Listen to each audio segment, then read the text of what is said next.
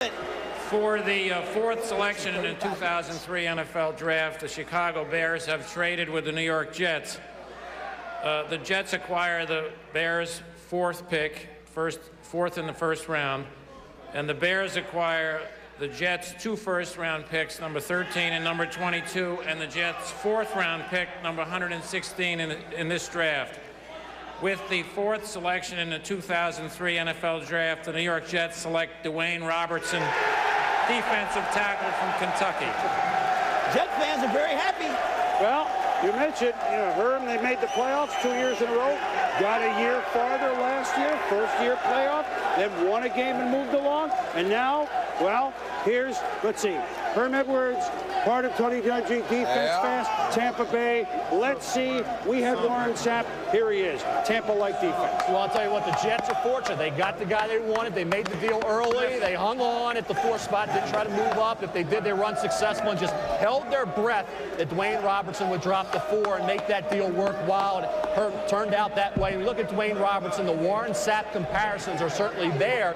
He didn't dominate at Kentucky like Sapp did at Miami, but Morton made the point, it is accurate, Morton. He didn't have the great supporting cast. Teams knew they could configure things and scheme to stop him. It was double, triple team, yet he still had solid game after game all the way through this past season. And the Jets fans seem happy, at least the ones here are, but you do wonder at some point if people are going to second-guess them in terms of not staying and getting themselves a receiver. Listen, they lost Lavernius Coles. They have some receiver issues. But the Charles Rogers, Andre Johnson come out the board, changed some of that. But you know what? I tell you something. If you can ever get in the top 5 picks and you can make that kind of a move, then you do it. And I think what you see is a big, strong 315-pounder who can make plays on the inside, can run up and down the line. And I think the correlation that you made, Chris, between Tony Dungy, Herman Edwards, Warren Sapp, Herman Edwards, why not? A big guy that can stop plays on the side, Mel. And really, I think, Denny, what did it for Dewayne Robertson, and we talk about workouts, how important they are with so much time between the end of the season and the draft here in late April, was that workout. Jimmy Kennedy's at Penn State was okay, not great. Ran a 5.23 at 325 pounds. Dewayne Robertson ran a 4.8 at 324 pounds, and you look at a 30 reps in the weight room, he showed strength, he showed explosive quickness, the ability to close.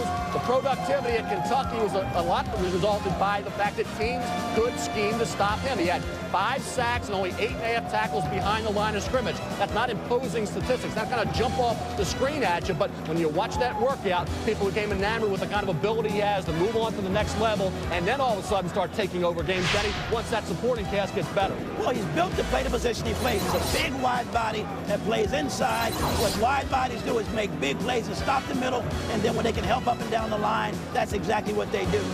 So the Jets, hey, look, let's face it, there's some negative bubble that you're going to have. Of course it is. Don't do it. With the 6th selection in the 2003 NFL Draft, the Arizona Cardinals have traded with the New Orleans Saints. See? And the New Orleans Saints select Johnathan Sullivan, defensive tackle from Georgia. Right team, well, different player. Did we just say that there would be a left-hand turn at this point of the draft? And that's where it was, too. No one expected them to take Johnathan Sullivan, I guarantee you. Everyone said Trufant, Washington State quarterback, because Terrell Suggs, maybe Arizona feels we drop back a little bit, we can still take it.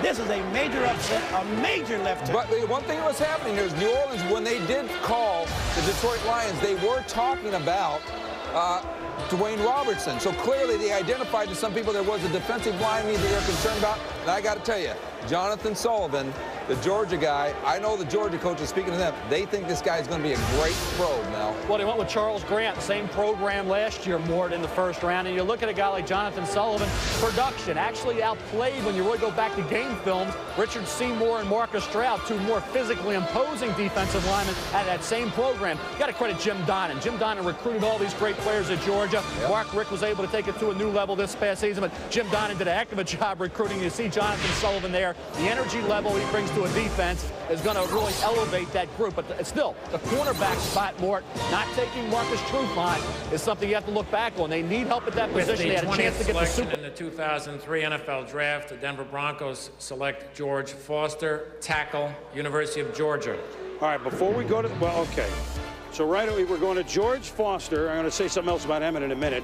He had a wrist problem, Mel, which scared some teams off. Obviously did not scare off the Denver Broncos. This is not the George Foster that hit 50 home runs for the Cincinnati Reds. They're not getting Foster and Dave Concepcion, but they're getting a guy who, when healthy, should have gone in this sort of slot. Chris, when the season began, he was a top 10 pick. Then, as you mentioned, the wrist injury in the automobile accident, of course, during the season, wasn't able to get back to full strength. Did go to the Senior Bowl, and he's a tough kid. Talking about a kid 6'5", 338 pounds with a mean streak. And I tell you, a guy that lunges a little bit, gets caught out of position, off balance some, so he needs to be coached up a bit. But when you look at Denver with Salam and Lepsis, they felt like they needed to upgrade the tackle spot. You had Quaim Harris from Stanford, I think, a little overrated. You had Wayne Hunter from Hawaii moving up some. You have Eric Steinbach still on the board. This is only the second offensive lineman taken off the board so far.